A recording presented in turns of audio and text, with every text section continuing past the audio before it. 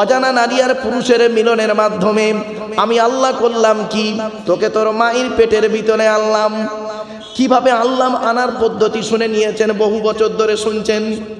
আল্লাহ পাক বলছেন তোর মায়ের পেটের ভিতরে ওই পানিটার 40 দিন পরে রক্তপিণ্ড করেছি, তার 40 দিন পরে মাংসপিণ্ড করেছি, তার 40 দিন পরে হাড় তৈরি করেছি, হাড়ে আর মাংসই সুন্দর করে লাগিয়ে দিয়েছি।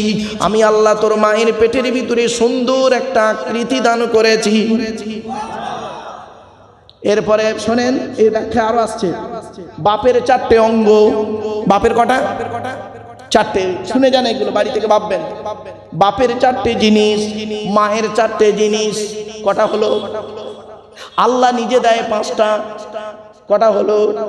13টা জিনিস দিয়ে আল্লাহ বলে আমি তোর মায়ের পেটের ভিতরে তোকে তৈরি করেছি।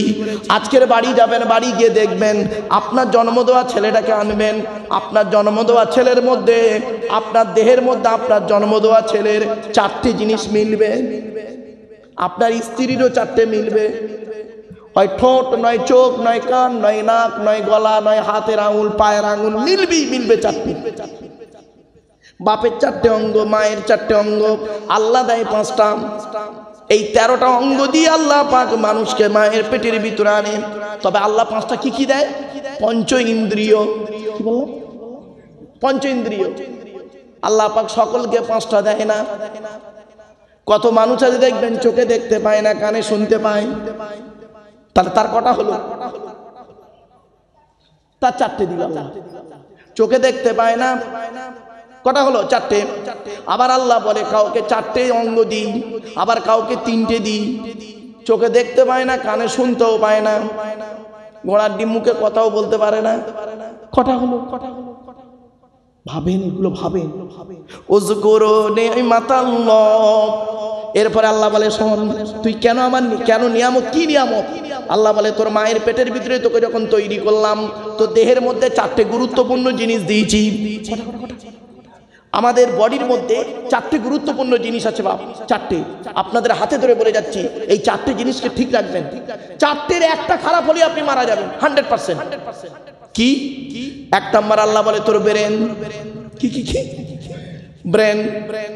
ব্রেনটাকে আমি আল্লাহ তোকে সংরক্ষিত করে রেখেছি, হেফাজত করে রেখেছি, তা তুই হেফাজত করে রাখ। ব্রেন কোথায় থাকে বাবা? এই জায়গাটায়। এই জায়গাটায় কারোর ব্রেন থাকে না। থাকে কি? এই জায়গাটায় দিয়েছে আল্লাহ। জানেন এই পৃথিবীর জমিনে আমার বান্দারা বিভিন্ন কাজকর্ম করতে গিয়ে যত ধাক্কা সামনের দিকে আসবে, সেজন্য সামনের দিকে ব্রেনটা দিলে আঘাত হয়ে যাবে, ইন্টারনাল হ্যামারেজ হয়ে বমি করে মারা যাবে। অতএব ব্রেনটাকে এমন জায়গায় দিয়েছে, সুরক্ষিত জায়গায়। সুবহানাল্লাহ বলা গেল না? এই জন্য আল্লাহ বলে তোর ব্রেনটা দিয়েছি 1 নাম্বার গুরুত্বপূর্ণ জিনিস। আচ্ছা, একটা ছোট্ট প্রশ্ন করি, গরুর বুদ্ধি বেশি না মানুষের বুদ্ধি বেশি? তাড়াতাড়ি। কারণ আমি বলতে পারবো, বলে কথা বলতে পারে না। বাপেরা অনেক বোবা, তো সে কথা বলতে পারে না, কিন্তু তার বুদ্ধি দেখেছে। তার কথা বলাটা মূল ফ্যাক্টর নয়। শুনে নিন, আজকের বাড়িতে গিয়ে দেখবেন গরুর ব্রেনের ছবি নেবেন, মানুষের ব্রেনের ছবি নেবেন। মানুষ মেরে যেন নিতে যাবেন না, মানুষের ব্রেনের ছবি নেবেন আর গরুর ব্রেনের ছবি নেবেন। দুটো ছবিতে দেখবেন, আজকে টেস্ট করে দেখে নেবেন। এই আয়াতের ব্যাখ্যায় বলে যাচ্ছি। দেখবেন গরুর ব্রেনের ভিতরে দেখবেন শিরার সংখ্যা কম, আর মানুষের ব্রেনের মধ্যে দেখবেন শিরার সংখ্যা খুব বেশি। মেডিকেল সায়েন্স বলছে একটা মানুষের পা থেকে মাথা পর্যন্ত যত শিরা উপশিরা আল্লাহ দিয়েছে, সমস্ত শিরা উপশিরা যদি একটা একটা করে বের করে যদি লাইন দেওয়া যায় পরস্পর, পৃথিবীর এক প্রান্ত থেকে অপর প্রান্তে পৌঁছে যাবে। উযকুরু নি'মাতাল্লাহ। 1 নাম্বার হলো ব্রেন। এই জন্য আল্লাহ পাক বললেন তুই ব্রেনটাকে ঠান্ডা রাখ, ব্রেনটাকে ঠিক রাখুন। অনুরোধ করে বলে যাচ্ছি, ব্রেন স্ট্রোক করতে যাবেন না, অযথা চিন্তা করতে যাবেন না। আর ব্রেন স্ট্রোকটা হয় অযথা চিন্তা করে। ঠিক না ঠিক? 2 নম্বরে আল্লাহ বলছেন হার্ট। কি বললাম? হার্ট। হার্টটা যদি ব্লক না হয়, খবরদার চিন্তা রাখবি, হার্টটাকে ঠিক রাখার চেষ্টা করবি। 3 নম্বরে আল্লাহ বললেন কিডনি, এই লিভার। কি বললো? লিভার। ম্যাক্সিমাম লোকের ফ্যাটি লিভার হয়। ফ্যাটি লিভার, লিভারে চর্বি জমে, আছে না? লিভারে চর্বি জমে অনেক লোকের। মেডিকেল সায়েন্স বলছে, গবেষণা করে বলছে যে এই লিভারে চর্বি জমার কারণটা কি। এই মা বোনেরা শুনছে? এই মা বোনেরা ভালো করে শুনে নাও, লিভারে চর্বি জমে কেন? মেডিকেল সায়েন্স বলছে যে লিভারে চর্বি জমার কারণ হচ্ছে অনেকগুলো। তার মধ্যে দুটো কারণ হলো রেড মিট বেশি খেলে, তার মানে লাল মাংস বেশি খেলে, আর 2 নাম্বার তৈলাক্ত জিনিস বেশি খেলে, তেল জাতীয় খাবার বেশি খেলে লিভারে চর্বি জমে। আমার আল্লাহ ভালো জানেন, পৃথিবীতে হালাল প্রাণীর মাংস আমার বান্দারা খাবে, খেয়ে লিভারে চর্বি জমাবে। সুতরাং লিভারে চর্বি কমানোর জন্য বিকল্প একটা খাবার তৈরি আমি আল্লাহ করে দিই। কি আশ্চর্য! এই পৃথিবীতে লিভারের বিকল্প খাবার হলো কি জানেন? পেঁপে। পেঁপে পেঁপে জোরে বলুন। কিছু বুঝতে পারছেন ওয়াজ? শুধু তাই নয়, এরপরে আল্লাহ বলছেন, বান্দা শোন, তোর দেহের মধ্যে আর একটা গুরুত্বপূর্ণ অঙ্গ আছে, ওটাকে ঠিক রাখবি। ম্যাক্সিমাম লোক লিভার ক্যান্সারে মারা যায়। বাড়ি থেকে ভাববে। 4 নম্বর গুরুত্বপূর্ণ অঙ্গ হলো কি জানেন? কিডনি। কি বললাম? কিডনি। আমার নবী বলেছেন এই পৃথিবীতে তুমি পর্যাপ্ত পরিমাণ পানি পান করবে। মেডিকেল সায়েন্স বলছে মুহাম্মদ সাল্লাল্লাহু আলাইহি ওয়াসাল্লাম কেন বেশি করে পানি পান করতে বলল? গবেষণা শুরু করে দিল বৈজ্ঞানিকরা। গবেষণা করে বলছেন মানুষ যত বেশি পানি পান করবে তত তার কিডনির ছাকনিটা ভালো থাকবে, আর কিডনিটা ভালো হবে, কিডনিটা ঠিক থাকবে। মেডিকেল সায়েন্স বলল সারা দিনে 24 ঘন্টার ভিতরে একজন নারী এবং পুরুষ 3 থেকে 6 লিটার পানি পান করতে হবে। এ মুসলমানের বাচ্চা এরা করে কি জানেন? 3 লিটার পানি পান তো দূরের কথা, 3 গ্লাস পানি খায়। সকালবেলা 1 গ্লাস, দুপুরবেলা ভাত খেয়ে 1 গ্লাস, রাতের বেলা ভাত খেয়ে 1 গ্লাস, আর বাকি সারাদিন চা আর খৈনি গুটকা। ঠিক না ভাই? ঠিক না? চা খেয়ে সারাদিনে 30 কাপ চা খেয়ে নেয় এক এক লোক আছে। ওরে বন্ধু, বাড়িতে গিয়ে চিন্তা করবে সব আল্লাহ উযকুরু নি'মাতাল্লাহ। এখন শুধু মুসলমানদের ওয়াজ হচ্ছে না, হচ্ছে কি? ইয়া আইয়ুহান নাস, হে মানব জাতি, উযকুরু, কেন তোরা আমাকে মানবি? কেন আল্লাহকে আল্লাহ বলে মানবি? ইয়া আইয়ুহান নাস, হে মানব জাতি, উযকুরু নি'মাতাল্লাহ, তোরা আল্লাহর নিয়ামতকে স্মরণ কর। এবার আসছি, ঠ্যাং কাটা লোক বেঁচে আছে, ঠিক না? ঠিক। ঠ্যাং কাটা লোক বেঁচে আছে, হাত কাটা লোক বেঁচে আছে, মুন্ডু কাটা লোক বেঁচে নেই। এরপর শোনেন, এরপরে আল্লাহ বলে শোন বান্দা, আমার নিয়ামত কি কি দেখ। তোর দেহের মধ্যে 9টা ছিদ্র দিয়েছি। আল্লাহ বলে তোর দেহের মধ্যে 9টা ছিদ্র দিয়েছি, ওই 9টা ছিদ্রের যে কোনো একটা ছিদ্র দিয়ে তোর আত্মা বের করে নি। আশ্চর্য! 9টা ছিদ্র কি কি একবার শুনে নিন। 2 চোখ, 2 নাক, 2 কান, 1টা গাল, 7টা সামনে পেছনে, এই 9টা ছিদ্র রয়েছে মানব দেহের মধ্যে। 9টা ছিদ্রের যে কোনো একটা ছিদ্র দিয়ে আত্মা বের হয়ে যায়। বাড়িতে গিয়ে দেখবেন কত মানুষ মারা গেছে, মারা যাবার পরে দেখবেন মৃত্যুর সময় পেশাব ফিরে ফেলেছে, ঠিক না বে ঠিক? কত মানুষ মারা যায় দেখবেন মরণের সময় পায়খানা ফিরে ফেলেছে। কত মানুষ মরে গেছে দেখবেন চোখটা চেয়ে আছে।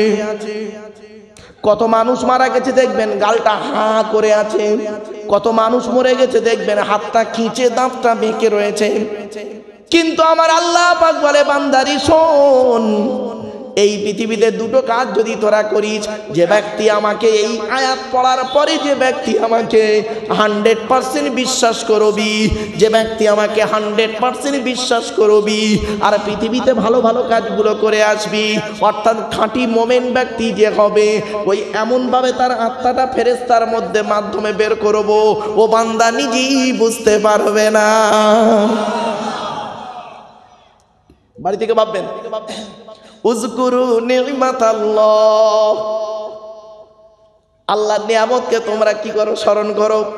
আরেকটা বলি, আল্লাহ বলে বান্দা শোন, ছোট্ট একটা উদাহরণ দিচ্ছি। আচ্ছা বাবা, আমি একজন পুরুষ, তো বলুন না, আপনারাও সব পুরুষ, এই যারা স্টেজে বসে আছে সব পুরুষ, তাহলে এই ব্যক্তির দেহের মধ্যে যা যা আছে আমার মধ্যে তাই তাই আছে, ঠিক না বেটি? কিন্তু আল্লাহ বলে 3টে জিনিস আলাদা। 3টে জিনিস আলাদা। 1 নাম্বার হলো কি? Blood group. ব্লাড গ্রুপ আলাদা। ব্লাড গ্রুপ আলাদা করে পাঠিয়েছি বান্দা। এজন্য আপনাদেরকে বলি রক্তদান শিবির করবেন। জানেন রক্তের কি দাম? আমার মাকে নিয়ে 45 দিন পড়েছিলাম চিত্তরঞ্জন হসপিটালে। বাবরে 1 বোতল রক্তের জন্য কি কষ্ট আমি বুঝতে পেরেছি। অনুরোধ করে বলে যাচ্ছি, 1 নাম্বার ব্লাড গ্রুপ আলাদা, ব্লাডের 4টে গ্রুপ, এ বি, এবি আর ও, প্রত্যেকটার -+। 1 নাম্বার রক্তের গ্রুপ আলাদা। এখানে অনেক মুসলমানের বাচ্চা বসে, অনেকে বসে আছে দেখেন, ও নিজের রক্তের গ্রুপও নিজে জানে না। ঠিক না বেটি? ও নিজের কি রক্তের গ্রুপও নিজে জানে না। আর একটা কথা, এগুলো জেনে রাখবেন, এগুলো জেনে রাখা দরকার। 2 নাম্বার আলাদা কি শুনলে অবাক হয়ে যাবেন, কোরআনে আল্লাহ বলেছেন। আচ্ছা আপনারা আধার কার্ড করেছেন? আরে ভাই বলুন না। আচ্ছা আধার কার্ড করার সময় অফিসাররা আপনাদের বলেছিল কি চোখটা বড় করে চান্ত? বলেছিল না? 1500 বছর আগে এই কোরআনে আল্লাহ বলে দিয়েছে কথাটা। বৈজ্ঞানিকরা গবেষণা করে বের করে ফেললো। বৈজ্ঞানিকরা গবেষণা করে দেখছে যে কেন আল্লাহ পাক চোখকে, আল্লাহ পাক কোরআনে বলেছেন আলাম নাজআল লাহু আইনাইনি ওয়া লিসানাও ওয়া শাফাতাইন ওয়া হাদাইনাহুন নাজদাইন। আল্লাহ বলে আমি আল্লাহ কি তোদের 2টো চোখ তৈরি করি নাই? জিজ্ঞাসার চিহ্ন দিয়েছে এখানে। আল্লাহ বলছেন জিজ্ঞাসার চিহ্ন দিয়েছে। আমেরিকার বৈজ্ঞানিকরা, লন্ডন, ফ্রান্স, ব্রিটেনের বৈজ্ঞানিকরা গবেষণা শুরু করলো। আল্লাহ পাক কোরআনে কেন বলল তোদের কি 2টো চোখ দিই নাই? পার্টিকুলার চোখটাকে কেন জিজ্ঞাসার চিহ্ন দিল? লে গবেষণা শুরু কর। চোখকে নিয়ে গবেষণা করতে করতে বের করে ফেললো এই পৃথিবীর জমিনে যত মানুষ এসেছে, যত মানুষ এসেছে, যত মানুষ বেঁচে আছে, যত মানুষ আসবে, পৃথিবীতে কারো চোখের রেটিনার সঙ্গে কারো চোখের রেটিনার কোনো মিল নেই। আমানু ইয়া আইয়ুহান নাস উযকুরু নি'মাতাল্লাহ। চোখ হলো আল্লাহর দেওয়া একটা নিয়ামত। চোখ হলো আল্লাহর দেওয়া নিয়ামত। বাপরে যাদের 2টো চোখে দেখতে পায় না তারা কিছুই পারে না। কালো ফর্সা লম্বা বেটে শক্ত নরম কিছুই, তাদেরকে কিছুই নেই। আল্লাহর নিয়ামত থেকে তারা কতটা বঞ্চিত একটু ভাবুন। এ মুসলমান, এ হিন্দু, হে মানব জাতি, তুমি কতটাই সৌভাগ্যবান। সৃষ্টিকর্তা তোমার 2টো চোখ দিয়েছে, সৌন্দর্যময় পৃথিবী তুমি দেখতে পাচ্ছ। সৃষ্টিকর্তা বলছে রে এ পৃথিবীর মানুষ, রে মানব জাতি, তোর এই চোখ দিয়ে একটা নিয়ামত দিয়েছি। এই চোখ দিয়ে তুই দেখছিস পৃথিবীতে, দেখে একবার আমাকে স্মরণ কর, আমি তোর ডাকে সাড়া দেব। এই চোখের আরেকটু ব্যাখ্যা করি, অসুবিধা হচ্ছে আপনাদের? আরেকটু ব্যাখ্যা করি। আমি বলেছিলাম না এই সূরাটার তাফসীর করতে গেলে খুব কম করে বলে এক একটা আয়াতের ব্যাখ্যা। আল্লাহ পাক আপনাদের দোয়া, আমার বাম্মা, আল্লাহ পাকের রহমত, নবী পাকের কদমের রসুলা, আমার বাম্মা ওস্তাদ পীরেদের দোয়ায় এই এক একটা আয়াতের আলোচনা দীর্ঘ হবে, ভাবতে পারবেন না। চলুন একটা আয়াতে চলছে এখন। কি ছোট্ট উদাহরণ দিই। আচ্ছা বাপেরা, কালো রং তৈরি করার মালিককে? জোরে বলুন। ফর্সা রং তৈরি করার মালিককে? কালো রং তৈরি করার মালিক যদি আল্লাহ হয়, কালো মেয়েদের বৌমা করতে চান না কেন? কালো মেয়ে কেউ পছন্দ করে না, ঠিক না বেটি? সব ভালো, মেয়েটার বংশ ভালো, সব ভালো, বিয়েটা কেটে গেল কারণ গায়ের রংটা বড্ড কালো। এই বাচ্চা বান্দা শোনো, আল্লাহ কোরআনে বলেছেন ওয়া মিন আয়াতিহি খালুকুস সামাওয়াতি ওয়াল আরদি ওয়া ইখতিলাফু আলসিনাতিকুম ওয়া আলওয়ানিকুম।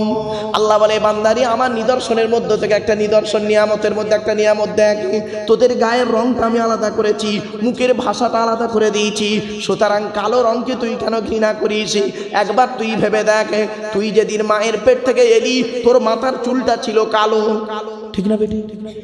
শুধু তাই নয়, পৃথিবীর মুখ যখন দেখলি, ছোটবেলায় লেখাপড়া শিখতে গেলি, প্রাইমারি স্কুলের মাস্টার যখন তোকে বোর্ডে অঙ্ক শিখিয়েছিল, বোর্ডে যখন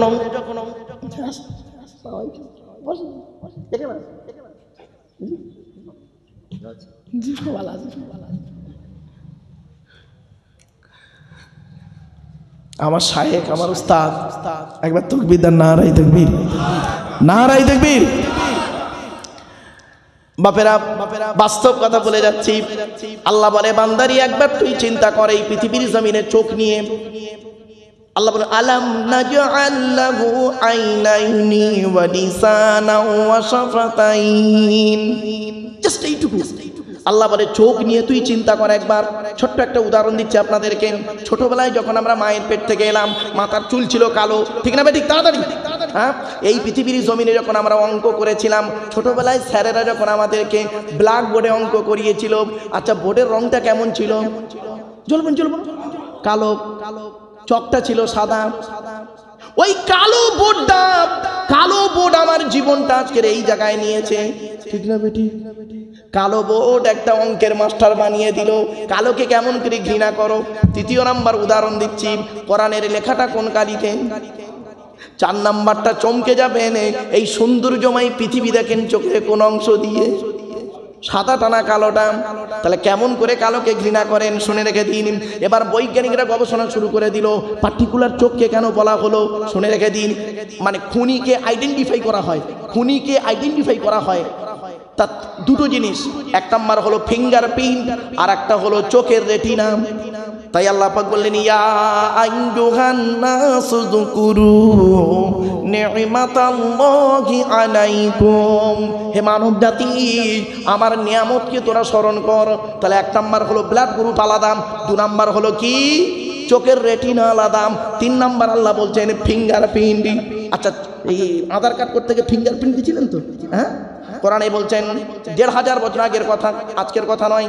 আয়া সাবলি ইনসানু আল্লান নাজমাআ ইযামা বালা কাদিরিনা আলা আন নুসাউইয়া বানানা। সূরা কিয়ামার 4 নাম্বার 5 নাম্বার আয়াত 29 নম্বর পারা কোরআন জানিয়ে দিয়েছে, হে মানব জাতি, এখানে হিন্দু মুসলমান কোনো পার্থক্য নেই বাপ। হে মানব জাতি তোরা কি মনে করেছিস আমরা মরে গেলে পচে গেলে হাড় হয়ে যাব, কিয়ামতের মাঠে আল্লাহ রাত তুলতে পারবে না? খবরদার কোনোদিন ভাববি না।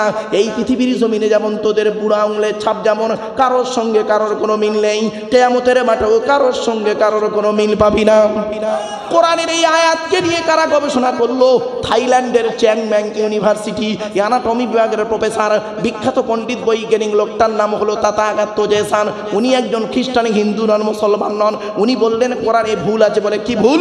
বলল কোরআনে লেখা আছে বুড়ো আঙুলের ছাপ নাকি কারোর সঙ্গে কারোর কোনো মিল নেই।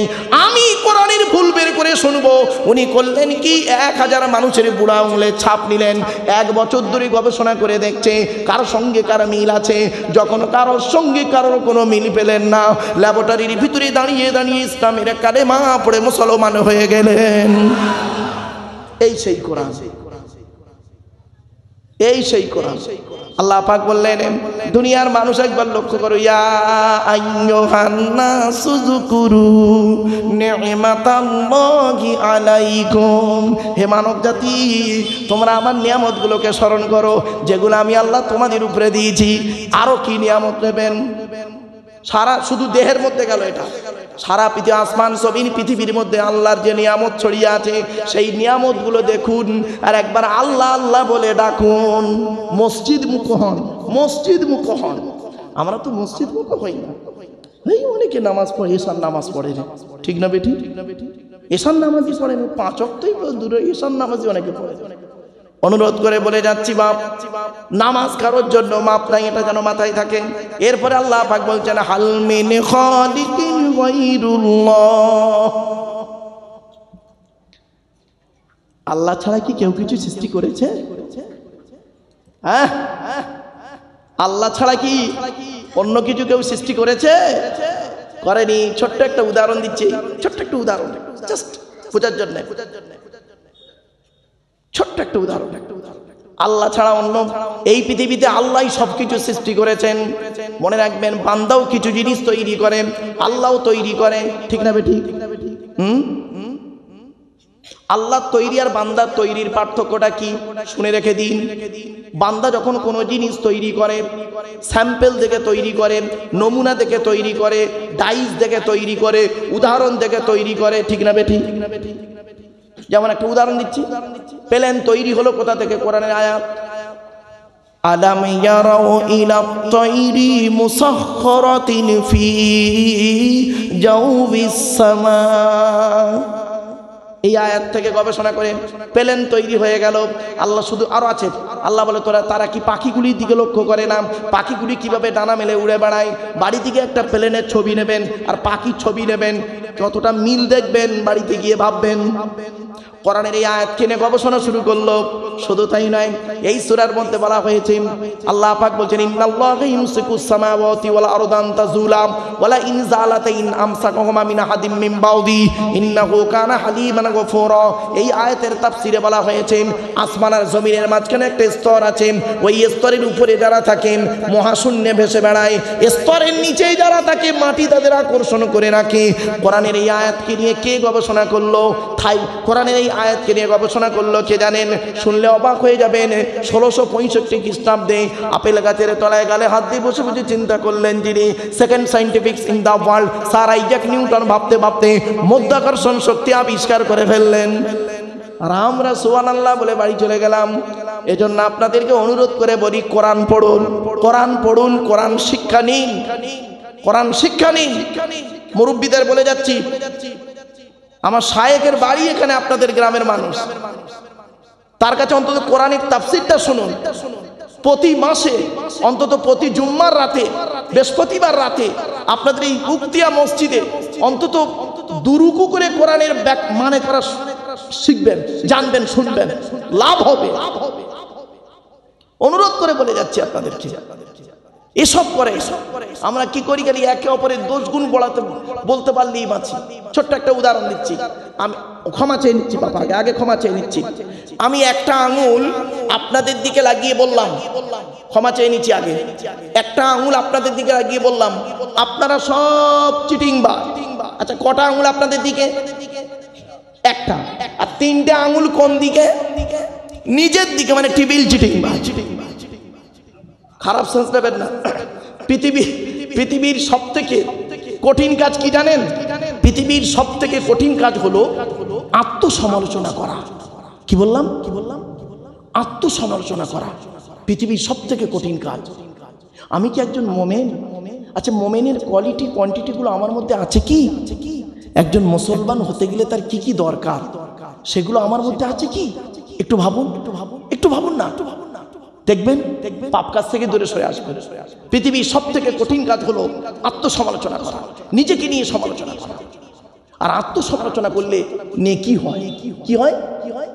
নেকি হয়। মানে আরাফা নাফসাহু ফাকাদ আরাফা রব্বাহু, যে তার নিজের নফসকে চিনতে পেরেছে সে তার রবকে চিনতে পেরেছে। মনে রাখবেন, একটা কথা আছে, বাস্তব কথা বললাম। আপনি আপনার নফসটাকে চিনুন। নফসের তিনটে ভাগ, নফসে আম্মারা, নফসে লাওয়ামা, নফসে মুতমাইনা। কোরআনে আছে, এগুলো মাথায় রাখুন। আর পৃথিবীর সব থেকে সহজ কাজ কি জানেন? পৃথিবীর সব থেকে সহজ কাজ কি বলবো? পর সমালোচনা করা। কি বললাম? পর সমালোচনা করা পৃথিবীর সব থেকে সহজ কাজ। এটা করলে গুনাহ হয়, এটা করলে গুনাহ হয়। আত্মসমালোচনা করলে নেকি হয়, আর পর সমালোচনা করলে কি হয়? গুনাহ হয়। এটা খুব সহজ কাজ। দেখবেন দুধওয়ালা লোকের বাড়ি বাড়ি যায়, দুধওয়ালা লোকের বাড়ি বাড়ি যায়, দুধ কিনে কেউ খেতে চায় না। মদলা মালঞ্চে দোকান দিয়ে বসে আছে, ও মোটর সাইকেলে তেল পুড়িয়ে মদ কিনে খেয়ে মারামারি করে মিনাকা থানার ভেতরে লকাবে বসে। ঠিক না বেটি? ভাবুন। কিন্তু দুধওয়ালার বাড়ি বাড়ি গেছিল, দুধ কিনে খাবে না। এই জন্য এগুলো মাথায় রাখুন, বুঝতে সুবিধা হবে। চলুন, আল্লাহ বলে বান্দা শোন, এই পৃথিবীতে সবকিছু তৈরি করেছি আমি। আর বান্দা তোরাও তো কিছু তৈরি করিস, এটা ওটা গুড়ে নাড়ে নেড়ে নড়ে করিস। তোদের তৈরি আমার তৈরির পার্থক্য হলো কি? তোরা যখন তৈরি করিস স্যাম্পেল থেকে তৈরি করিস, আর আমি আল্লাহ যখন কোনো তৈরি করি স্যাম্পেল ছাড়া তৈরি করি, নমুনা ছাড়া তৈরি করি। জোরে বলুন সুবহানাল্লাহ। কি বলি? ইন্নামা আমরুহু ইযা আরাদা শাইয়ান আন ইয়াকুলা লাহু কুন ফায়াকুন। সূরার নাম সূরা ইয়াসিন, 23 নম্বর পারা 4 নম্বর পেজে সূরা ইয়াসিনের মধ্যে আল্লাহ বলে দিলেন কি? বান্দা আমি যখন কোনো জিনিস সৃষ্টি করার ইচ্ছা করি খালি বলি কুন হয়ে যা, ফায়াকুন হয়ে যায়। বান্দা কোনটা আগে কোনটা পরে বান্দা কারোর বলার ক্ষমতা নেই, আমি আল্লাহই জানি কোনটা আগে কোনটা পরে। জোরে বলুন সুবহানাল্লাহ। আল্লাহ বলছে হালমিন খালিকিন গায়রুল্লাহ, আল্লাহ ছাড়া কি কেউ আছে কোনো জিনিস সৃষ্টি করবে? কেউ নেই। সুতরাং প্রথমে আল্লাহ বললেন আমার নিয়ামতকে স্মরণ করো, তারপরেই অনেকগুলো কথা বলি আল্লাহ পাক বলছেন এমন কেউ আছে আল্লাহ ছাড়া অন্য কেউ কিছু সৃষ্টি করে? কেউ নেই। সুতরাং সে আল্লাহ কি করেছে পরে ফের বলছেন ইয়ারযুকুকুম মিনাস সামাই ওয়াল আরদ, আসমান আর জমিন থেকে আমি আল্লাহ তোমাদেরকে রিজিক দান করেছি। রিজিক দান করেছি, রিজিকের মধ্যে ব্যাপক আলোচনা। আপনারা চাষ করেছেন এবছর? কেউ আবার চাষ করেন না? এখানে চাষ হয় না, মাছের চাষ হয় সব, তাই তো? যাই হোক, আলহামদুলিল্লাহ আমি চাষ করি, চাষ করেছি। চাষের আয়াত শুনবেন, কোরআনে আছে একদম কিভাবে আল্লাহ রিজিক দিচ্ছে দেখুন। ফালিয়ানজুরিল ইনসানু ইলা তুআমিহি আন্না সাবাবনাল মা'a সাব্বাম সুম্মা শাকাকনাল আরদা শাক্কা ফাআমবাতনা ফিহা হাব্বা ওয়া ইনাবান ওয়া কদবা ওয়া যাইতুনা ওয়া নাখলা ওয়া হাদাইকা গুলবা ওয়া ফাকিহাতাও ওয়া আব্বা মাতা'আল লাকুম ওয়া লিআনআমিকুম। এই চাষ করলাম। এর আলো আলো এই আয়াতের ব্যাখ্যা করলে বুঝতে পারবেন। আকাশ থেকে পানি বর্ষণ হচ্ছে, সেই পানি আল্লাহ পাক চাষ করে দিচ্ছেন, শক্ত জমিনকে ফাটিয়ে দিচ্ছেন, আবার তারপরে ওখান থেকে বীজ উঠছে, সেই বীজ থেকে আবার এই আয়াতের ব্যাখ্যা আবার অন্য আয়াত দিয়ে হচ্ছে মাসালুল্লাযীনা ইনফাকুনা আমওয়ালাকুম ফি সাবিলিল্লাহ কামাসালি হাববাতিন আম্বাতাত সাবআ সানাবিলা ফি কুল্লি সুমবুলাতিন মিয়াতু হাব্বা আল্লাহু ইযাইফু লিমান ইয়াশা আল্লাহু ওয়াসিউন আলিম। 3 নম্বর পারা সূরা বাকারার মধ্যে আছে। তো আল্লাহ পাক বলছেন ইয়ারযুকুকুম মিনাস সামাই ওয়াল আরদি, আকাশ এবং জমিন থেকে আমি তোমাদেরকে রিজিক দান করেছি। সুতরাং আমার দেওয়া রিজিকগুলো তোমরা খাও। সব রিজিক তোমার খাওয়া যাবে না। আমি আল্লাহ যে রিজিকগুলো খেতে বলেছি সেই রিজিকগুলো খাবে। যেগুলো বৈধ করেছি সেগুলো খাবে, অবৈধগুলো যেগুলো নিষেধ করেছি সেগুলো খাবে না। অর্থাৎ হালাল আর হারাম, হালাল আর হারাম প্রসঙ্গ যখন এলো একটা কথা আপনাদের বলে যাচ্ছি। পবিত্র কোরআনে আল্লাহ পাক বলছেন ইয়া আইয়ুহাল্লাযীনা আমানু কুলু মিন তাইয়্যিবাতি মা রাযাকনাকুম ওয়াশকুরু লিল্লাহি ইন কুনতুম ইয়াহু তা'বুদুন। সূরা বাকারা 2 নম্বর পারা 4 নম্বর পৃষ্ঠা 14 নম্বর লাইন, সূরার নাম সূরা বাকারা। আল্লাহ বলছেন ইয়া আইয়ুহাল্লাযীনা আমানু, হে ঈমানদার বান্দাগণ। একবারে ঈমানদারের কথা বলছি যেহেতু আপনারা ঈমানদার এখানে বসে আছেন। হে ঈমানদার বান্দাগণ, কুলু মিন তাইয়্যিবাতি মা রাযাকনাকুম, আমার দেওয়া হালাল রিজিকগুলো তোমরা ভক্ষণ করো, হারামগুলো কোনোদিন খাবে না। আজ আমরা হারাম খেয়ে খেয়ে ব্রেনটাকে শেষ করে ফেলেছি, ঠিক না বেঠিক? ছোট্ট একটা উদাহরণ দিচ্ছি। রাসূলুল্লাহর কাছে একজন ব্যক্তি এসে বললেন ইয়া রাসূলুল্লাহ, আমরা যে দোয়া চাই দোয়া কবুল হয় বুঝবো কি করে? রাসূলুল্লাহ বললেন দোয়া কবুল হওয়ার 5টা শর্ত আছে। কটা? 5টা শর্ত। বাপ আপনাদের হাতে ধরে বলে যাচ্ছি, এই 5টা শর্ত যেন আপনার মধ্যে থাকে। 1 নাম্বার হলো কি? রাসূলুল্লাহ বললেন এই যুবক, দোয়া যখন চাইবে হালাল খাবার খেয়ে তুমি দোয়া চাইবে আল্লাহর কাছে। কি খেয়ে খাবার? হারাম খাবার খেয়ে মোনাজাত হাউমাউ করে কাঁদছে। হারাম খাবার খেয়ে মোনাজাত হাউমাউ করে কাঁদছে। 1 নাম্বার হালাল খাবার খান। 2 নম্বরে নবী বললেন যুবক, দোয়া যখন চাইবে পৃথিবীর কোনো ব্যক্তি বস্তুর কাছে চাইবে না, আল্লাহর কাছে চাইবে। কার কাছে? কোরআনে আছে ওয়া ইযা সাআলাকা ইবাদি আন্নী ফাইন্নী করিব উজিবু দাওয়াতাদ দাঈ ইযা দাআন ফালিয়াস্তাজিবু লি ওয়া লিয়ুমিনু বি লাআল্লাহুম ইয়ারশুদুন। সূরা বাকারা। 3 নাম্বার আরো বলা হয়েছে দোয়া যখন চাইবে সকলের জন্য দোয়া চাইবে, শুধু আমার বাপ আমার দাদা আমার গোষ্ঠী করো না, সকলের বাপ দাদার নামে দোয়া চাইবে, সকলের জন্য দোয়া চাইবে। এটা মনে রাখবে। এই শিক্ষা দিয়ে গেছেন কে? হযরত আদম আলাইহিস সালাম। ক্বালা, এখানে ক লামালিপে 2টো লামালিপ আছে। এখানে কোরআনের সব জায়গায় আছে কপালি জবর ক লাম জাবল্লাহ ক্বালা, আর এই যে 2 জায়গায় আছে কোরআনের কপালি জবর ক লামালিপ জাবল্লাহ ক্বালা, তাসনিয়া আছে, দ্বিবচন ব্যবহার করা আছে 2 জায়গায়। এটা হলো 16, এই যেটা বলছি আমি এটা 8 পারার 12 পৃষ্ঠার 1 নম্বর লাইন সূরা আরাফ। এখানে হলো আদম আর হাওয়া, ক্বালা রব্বানা যালামনা আনফুসানা। আর 16 নম্বর পারার 13 নম্বর পৃষ্ঠার 11 নম্বর লাইন সূরার নাম সূরা তাহা, ওখানে হলো ক্বালা, ওখানে ক্বালা দুজনকে হারুন, মুসা আর হারুন। এটা মনে রাখবেন। চলুন 3 নাম্বার হলো 4 নাম্বার নবী বললেন যুবক, দোয়া যখন চাইবে কি করবে? দোয়া যখন চাইবে তুমি নবীর উপরে দরুদ পাঠ করে দোয়া চাইবে। আল্লাহ রাসূল বললেন, ইন্না দুআ মাওকুফুম বাইনা সামাই ওয়াল আরদি লা ইয়াসআদু মিনহু শাইয়ুন হাত্তা তুসাল্লি আলা নবিকা। আল্লাহ নবী বলেন, তোমরা যখন দোয়া চাও ওই দোয়াটা আসমান আর জমিনের মধ্যবর্তী জায়গায় অবস্থান করে। ওই দোয়াটা উপরেও নিয়ে যেতে পারে না, নিচেও নামাতেও পারে না, যতক্ষণ পর্যন্ত তোমরা নবীর উপরে দরুদ পাঠ না করে দোয়া চাও। এজন্য দরুদ শরীফ পাঠ করে দোয়া চাইবেন। যে দোয়াতে দরুদ শরীফ পাঠ করা হয় ওই দোয়া আল্লাহর দরবারে কবুল হয়ে যায়। জোরে বলুন সুবহানাল্লাহ। কটা হলো? চারটে। 5 নাম্বারটা শুনে নিয়ে, এটা খুব গুরুত্বপূর্ণ জিনিস, আর এটা খুব শিক্ষণীয় জিনিস, এটা খুব শিক্ষণীয় জিনিস, এটা গুরুত্বপূর্ণ জিনিস। কি? দোয়া যখন চাইবে বিনয়ের সহিত আন্তরিকতার সঙ্গে দোয়াটা চাইবে। অনেক সময় দেখেন, আমার হাতের দিকে তাকান আপনারা, অনেক সময় দেখা যায় অনেক ব্যক্তি আছেন মোনাজাত করছে, তার মোনাজাতের মধ্যে মানে কি বলবো, হাতগুলো এমন করছে, রব্বানা জলামনা আনফুসানা ওয়া ইল্লা, হাত তেল মালিশ করছে। আবার অনেকে আবার গাঁট ভাঙে, দেখবেন মোনাজাত করছে গাঁটও ভাঙছে, আবার হাত নিয়ে এমন করছে, এইসব করছে, হাত মালিশ করছে, মোচড়াচ্ছে, মোনাজাত হচ্ছে। খবরদার নয় বাপ, বেয়াদবের মতো 1 ঘন্টা ধরে মোনাজাত করার থেকে আদবের সহিত 2 মিনিট মোনাজাতটাই যথেষ্ট। কথাটা মাথায় রাখুন। চলুন আলোচনা একটু প্রাসঙ্গিক চলে গেল, আবার চলে এলাম। আল্লাহ বলেন, ইয়ারযুকুকুম মিনাস সামাই ওয়াল আরদি, আসমান জমিন থেকে আমি আল্লাহ তোমাদের রিজিক দান করেছি।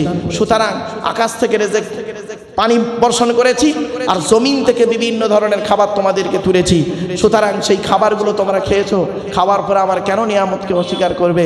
তোমরা কেন আমাকে আল্লাহ বলে ডাকবে না? এরপরে আল্লাহ পাক বলছেন, লা ইলাহা ইল্লাহু, সে আল্লাহ ছাড়া কোনো মাবুদ নেই। এত কিছু বলার পরে আল্লাহ পাক ডাইরেক্ট প্রথমেই বলেননি ইয়া আইয়ুহান নাস, হে মানব জাতি, লা ইলাহা ইল্লাহু, তিনি বলেননি। তিনি প্রথমে বলেছেন হে মানব জাতি, বলেই তারপরে বলেছেন আমার নিয়ামতকে স্মরণ করো। আমি কিভাবে তোমাকে চলতে দিয়েছি, খাওয়া দাওয়া নিঃশ্বাস থেকে শুরু করে A to Z। জীবের মধ্যে কত রকম স্বাদ আছে, এক জায়গায় একরকম স্বাদ পাবেন না।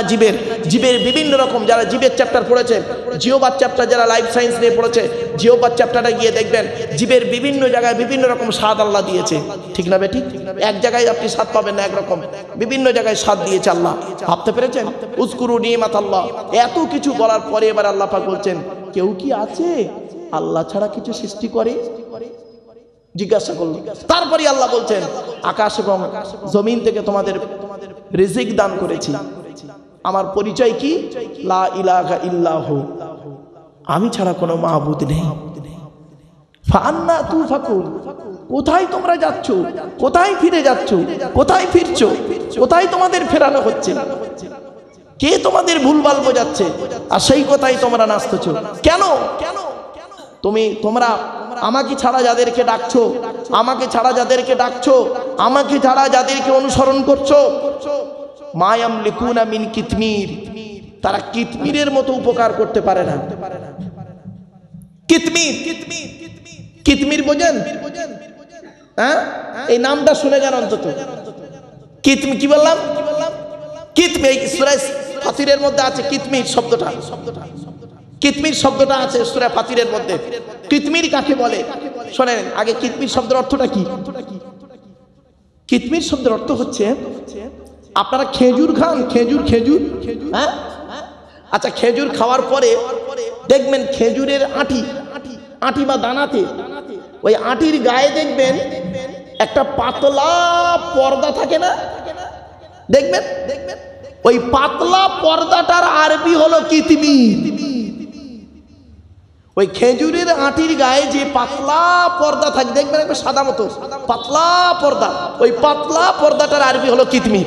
তাই আল্লাহ পাক বলছেন, তোমরা আমাকে ছাড়া যাকে ডাকো, আমার আরাধনা উপাসনা না করে অন্যের অনুসরণ করো, হ্যাঁ, যাদেরকে ডাকছো তারা কিতমিরের মতো উপকার করতে পারবে না তোমাদের। মানে ওই খেজুর আঁটির গায়ে যে পাতলা আবরণ, ওর মতো তুচ্ছ, এখানে বোঝানো হয় যে তুচ্ছ তাচ্ছিল্য, যাই হোক, সামান্যতম উপকার তারা করতে পারবে না। তোমরা আমাকে ছেড়ে দিয়ে তাকে ডাকছো।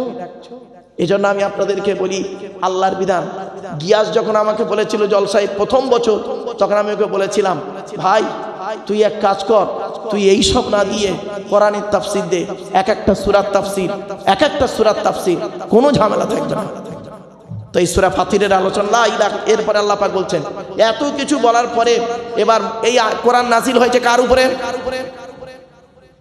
মুহাম্মদ সাল্লাল্লাহু আলাইহি ওয়াসাল্লামের উপরে, তাই তো কোরআন নাজিল হয়েছে মুহাম্মদ সাল্লাল্লাহু আলাইহি ওয়াসাল্লামের উপরে। এত কিছু বলার পরে এবার মুহাম্মদ সাল্লাল্লাহু আলাইহি ওয়াসাল্লামকে আল্লাহ কি বলতে শুনুন, ওয়া ইয়ুকাযযিবুকা ফাকাদ কুযযিবাত রুসুলুম মিন ক্বাবলিক ওয়া ইলাল্লাহি তুরজাউল উমুর। আল্লাহ পাক বলছেন ওয়া ইয়ুকাযযিবুকা ফাকাদ কুযযিবাত রুসুলুম মিন ক্বাবলিকা, নবী যদি তোমাকে তারা মিথ্যাবাদী বলে, কিছু বুঝতে পারছেন এবার, নবী তোমাকে তারা যদি মিথ্যাবাদী বলে তাহলে নবী তুমি জেনে রেখো ফাকাদ কুযযিবাত রুসুলুম মিন ক্বাবলিক, তোমার আগে যত রাসূল এসেছে তাদেরকে ওরা মিথ্যা কথা বলেছিল। আর সত্যি তাই করেছে। রসুলের আগে যত রসুল নবী এসেছেন প্রত্যেক নবী রসুলের কাজ কি ছিল শুনে নিন। প্রত্যেক নবী রসুলের কথা ছিল কি, সূরা নূহের তাফসীর করতে গিয়ে আলোচনা করেছি, সূরা শুআরার তাফসীর করতে গিয়ে আলোচনা করেছি।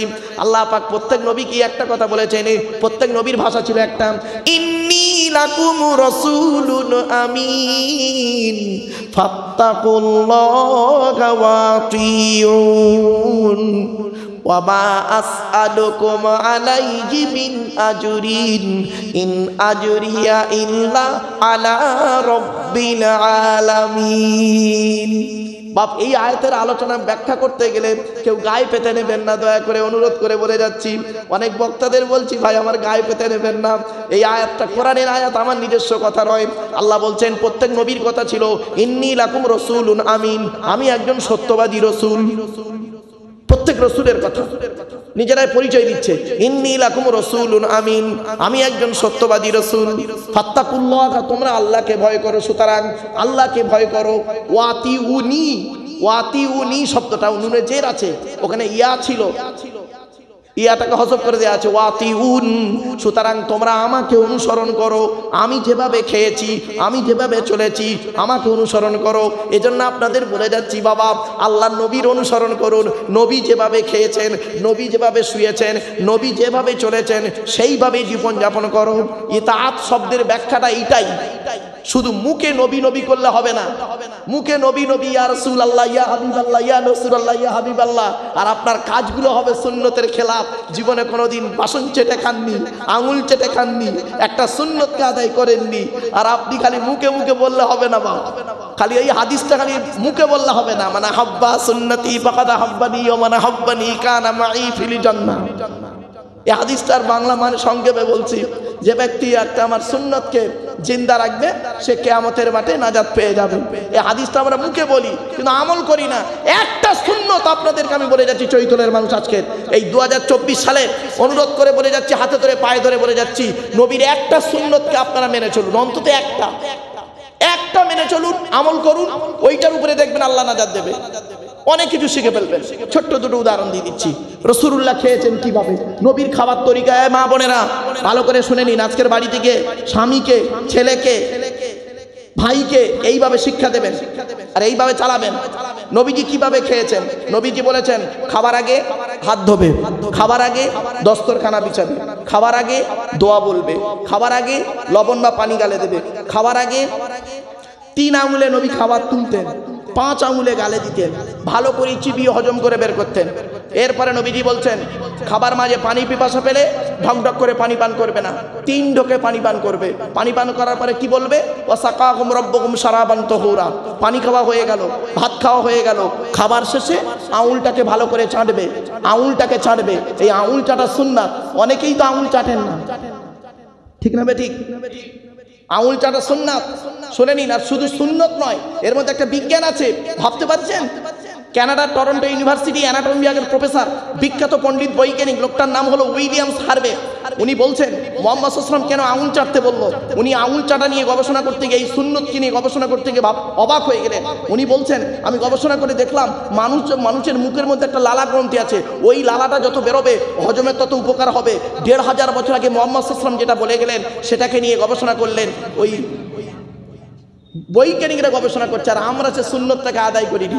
শুনে নিন, অনুরোধ করে বলে যাচ্ছি, খাওয়া হয়ে গেলে যে প্লেটে খাবেন প্লেটটাকে চেটে খাবেন, প্লেটটাকে চেটে খাবেন। আম্মা জান আয়েশা বলছেন, রাসূলুল্লাহর স্ত্রী আম্মা জান আয়েশা বলছেন কি, যে 1000টা প্লেট যদি আমার সামনে দেওয়া হয়, আল্লাহ রসুল যে প্লেটে খেয়েছেন ওই প্লেটটাকে আমি আগেই বুঝতে পারতাম আল্লাহ রসুলের প্লেটটা অত্যন্ত পরিষ্কার থাকতো। জোরে বলুন সুবহানাল্লাহ। আপনি তো খান কেউ নোংরা ঝামড়া করে চলে আসেন, চেটে খান না তো। কতটা পরিমাণ খাবেন নবী বলেছেন, এইগুলো আমল করবেন। কতটা পরিমাণ খাবেন রাসূলুল্লাহ বলছেন, পেটটাকে 3টে ভাগে ভাগ করবে। প্রথম ভাগটা খাবার দিয়ে ভর্তি করবে, দ্বিতীয় ভাগটা পানি দিয়ে ভর্তি করবে, তৃতীয় ভাগটা ফুল ফাঁকা রাখবে, হজমের উপকার হবে। আর আপনি কি করেছেন? যা পেয়েছেন তো ঢুকিয়ে দিয়েছেন, যাক রাগ করবেন না। বাস্তব কথায় এই জিনিসগুলো একটু আমল করবেন। এবার আসছি কেমন করে ঘুমাবেন। এই জিনিসগুলো আপনাদের মধ্যে নেই কেন? এই জিনিসগুলো নেই। আর জলসা দেওয়া হয় এই জিনিসগুলোকে প্র্যাকটিক্যাল করানোর জন্য। আমরা তো শুধু মুখে বলে গেলে হবে না। চলুন, তাই আল্লাহ পাক বলছেন,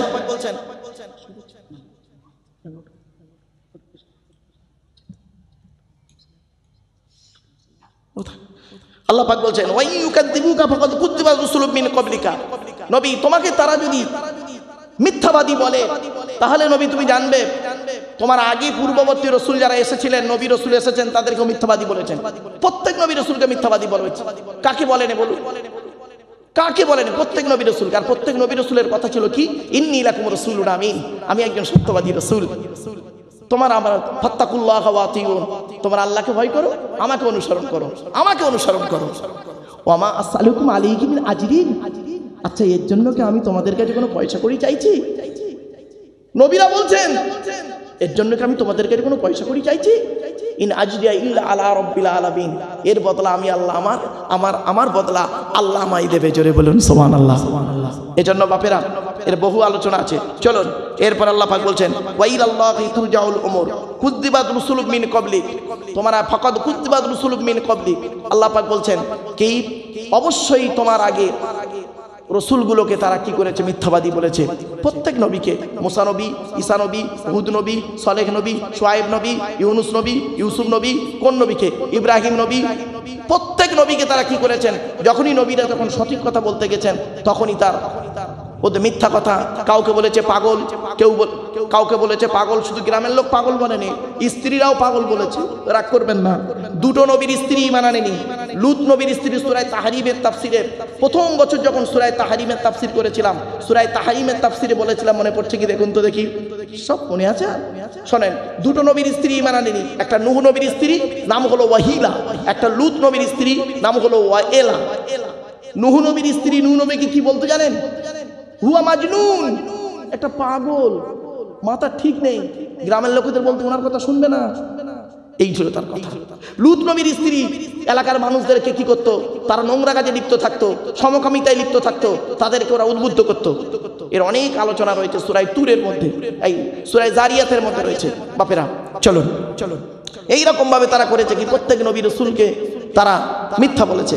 এরপর আল্লাহ পাক বলছেন ওয়া ইলাল্লাহি তুরজাউল উমুর, বান্দা আল্লাহর কাছে তোমাদের ফিরে যেতে হবে। মনে রেখো, আল্লাহর কাছে ফিরতে হবে। তাই আপনাদের অনুরোধ করে বলে যাচ্ছি, হাতে ধরে পায়ে ধরে বলে যাচ্ছি, এই প্লাস্টিকের উপরে না বসে, প্লাস্টিকের উপরে আজকের বসে আছেন, কালকের চোখ দুটো বন্ধ হয়ে গেলে প্লাস্টিকের নিচেই চলে যাবেন। প্লাস্টিকের নিচেই গেলে চলুন না দেখি, প্লাস্টিকের নিচেই গেলে দেখা হবে কিয়ামতের মাঠে কে কতটা কবরে টাটকা আছেন। রাগ করবেন না, কয়েক কটা দেহ মাটি খেতে পারে না, টাটকা থাকে। 1 নাম্বার, নবীদের দেহ মোবারক মাটি খেতে পারে না, টাটকা থাকে। 2 নাম্বার, শহীদানদের দেহ মোবারক মাটি খেতে পারে না, টাটকা থাকে। 3 নাম্বার, মোকাম্মাল কোরআনে হাফেজের দেহ মাটিতে টাটকা থাকে। মোকাম্মাল কোরআনে হাফেজের দেহ মাটিতে টাটকা থাকে। জ্বলন্ত প্রমাণ দিচ্ছি, বাংলাদেশ বলে একটা দেশ আছে, দেশটার মধ্যে একটা জেলা আছে কুমিল্লা জেলায় ছেলেটার বাড়ি। ছেলেটি করেছে কি? 14 বছরের বাচ্চা ছেলে, কোরআনে হাফেজ হয়েছিল, মোকাম্মাল হাফেজ। পেটের রোগে বাচ্চাটি মারা যায়। মারা যাওয়ার পর তার গ্রামের মানুষরা কি করেছে? তাকে গোসল দিয়ে, কাফন পরিয়ে, জানাজার নামাজ পড়িয়ে মাটি দিয়েছে। 8 বছর পরে পাশে একটা কবর খুলতে গিয়ে ওই হাফেজ সাহেবের কবরটা খুলে যায়। দেখছে হাফেজ সাহেবের কাফনটা টাটকা রয়েছে 8 বছর পরে। যারা কবর খুলছিল তারা করেছে কি? গ্রামের ইমাম সাহেবকে ডেকেছে। ইমাম সাহেব করেছেন কি? 4-5 জন মাওলানাকে ফোন করে ডেকেছে। ডেকে ওদের মধ্যে একজন মাওলানা সাহেব করেছেন কি? কবরে নেমে আর কাফনটা খুলে দেখছে, মুখটা খুলে দেখছে যে 8 বছর আগে যেমন কর্পূর দেওয়া হয়েছিল, 8 বছর পরে হাফিজ সাহেবের সেই দেহটা টাটকা আজও রয়েছে। জোরে বলুন সুবহানাল্লাহ। আপনি কি ভাবছেন? এমন দেহ তৈরি করুন, এমন দেহ তৈরি করুন যে দেহটা মাটির নিচে খেতে পারবে না। ওই দেহটা করার জন্য এই জলসা দেওয়া, ওই দেহটা করার জন্য আপনাদেরকে আমি অনুরোধ করছি। 4 নাম্বার, হাক্কানি আলেমের দেহ মাটি খেতে পারে না। হাক্কানি আলেমের দেহ মাটি খেতে পারে না। রাসূলুল্লাহ বলেছেন, কুন আলিমান, হাক্কানি আলেম হও। হাক্কানি আলেম যদি হতে না পারো, আও মুতাআল্লিমান, হাক্কানি আলেমের ছাত্র হও, তাও যদি সুযোগ না পাও, আও মুস্তামিয়ান, হাক্কানি আলেমদেরকে অনুসরণ করো। এই মুস্তামিয়ান, মনোযোগ সহকারে শোনো, হাক্কানি আলেমরা যেটা বলে। আল্লাহ নবী বলেননি মুসমিয়ান, মুসমিয়ান বলেননি, মুস্তামিয়ান বলেছেন। বাপেরা, আলেম উলামারা ভাইরা যারা এসেছেন তারা জানেন, সামিয়া ইয়াসমাউ মানে শোনা, ইস্তামা ইয়াস্তামিউ মানে শোনা। দুই শোনার মধ্যে পার্থক্য আছে। বাপ ইস্তিফালের খাসিয়াত বা বৈশিষ্ট্য হলো কোনো কাজকে মনোযোগ সহকারে শোনা বা করা। আল্লাহ নবী বললেন, আও মুস্তামিয়ান, হাক্কানি আলেম যদি না হতে পারো, হাক্কানি আলেম যেটা বলেন মনোযোগ সহকারে শ্রবণ করো, তাও যদি সুযোগ না পাও, আও মুহিব্বান, হাক্কানি আলেমদেরকে অন্তর দিয়ে ভালোবাসো। ওয়ালা তাকুন খামিসান ফাতুহলিকু, 5 নাম্বারটা হতে যাও না, তাহলে ক্ষতিগ্রস্ত হয়ে যাবে। এজন্য আপনাদেরকে বলে যাচ্ছি, হাক্কানি আলেমের দেহ মাটি খেতে পারে না, টাটকা থাকে। এবারে আসছি 5 নাম্বার, মুয়াজ্জিনের দেহ 12 বছর নিঃশর্তভাবে যদি কেউ আজান দেয়, ওই দেহ মাটি খেতে পারে না, টাটকা থাকে। 6 নাম্বার হলো কি, হালাল খানেওয়ালা মানুষের দেহ মাটি খেতে পারে না, টাটকা থাকে। এজন্য আপনাদের করজোড়ে বলে যাচ্ছি, প্লাস্টিকের উপরে বসে আছেন, কালকে যদি চোখটা বন্ধ হয়ে যায় প্লাস্টিকের নিচেই চলে যাবেন, আর যাওয়ার পরে যে ঘরটায় থাকবেন সেই ঘরটার নাম হলো কবর। কবর 4টে কথা বলে। 1 নাম্বার, কবর বলে আমি কবর, দরজা জানালা ছাড়া ঘর, দরজা জানালা ছাড়া ঘর। আজকের বাড়িতে গিয়ে দরজা জানালা বন্ধ করে, দরজা জানালা বন্ধ করে, লাইটটা অফ করে 24 ঘন্টা থেকে দেখবেন, তারপরে বুঝতে পারবেন কবর কি জিনিস। 2 নাম্বার, কবর বলে আমি কবর, সাপ বিছে পোকামাকড়ের ঘর। তোর সুন্দর দেহকে খাবার জন্য পর্যাপ্ত পরিমাণ সাপ বিছে পোকামাকড় আমার কাছে প্রস্তুত।